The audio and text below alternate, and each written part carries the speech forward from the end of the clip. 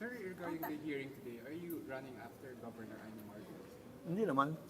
We're running after malfeasance, misfeasance, or non-feasance in government. Kaya nga, Committee on Good Government, kasi nabalitaan ko at napabigay nga sa akin yung pagbili ng mga multicabs, cash advances ang pagbili amounting to 66,450,000 pesos. So tinitingnan namin kung paano nangyari yun dahil apparently funds from the shares of the province in the excise taxes on tobacco were used. Ang uses po ng shares ng 7171, Republic Act 7171, are specific. Hindi po kasali ang motor vehicle. So tinitingnan po. Does the governor have any involvement in this? Yes, from step 1 to the last step.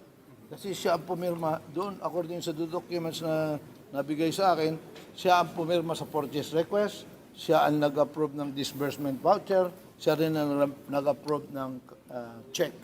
Pag-approve ng check. Kasi nga, nakakapagtaka, nabibigyan mo yung isang empleyada ng Kapitolyo ng 32 million pesos cash para bumili ng sasakyan na 70 sasakyan. Nakakapagtaka. Paano pinangalagaan ng empleyado yung 32 million? Dinala niya yung 32 million sa Manila. Tatlong transaksyon ito eh. 32 million, 18 million, and 15 million na puro cash advance na ibinigay sa mga empleyado ng Kapitolyo para bumili ng mga sasakyan. So magpa-file kayo ng case? Magpa-file kayo ng case? Pag nakita namin, siyempre, pag nakita namin yung mga dokumento at talagang may katiwalian, ay talagang COA na mag-file dyan or whatever, ombudsman. Sir, paano nyo na-discover ito?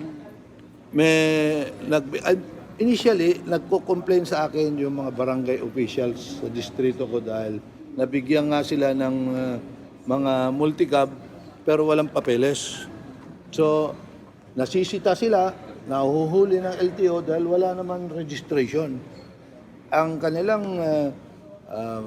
more urgent concern was sila ang nag-aabuno sa fuel and oil ng mga vehicles because they could not use their budget in the barangay because these vehicles are not booked or documented as owned by the barangays kasi nga wala namang papeles na binigay ang probinsya. So, personal nila ang ginagamit nila na pagpapatakbo at pag-maintain na doon sa mga equipment na yun.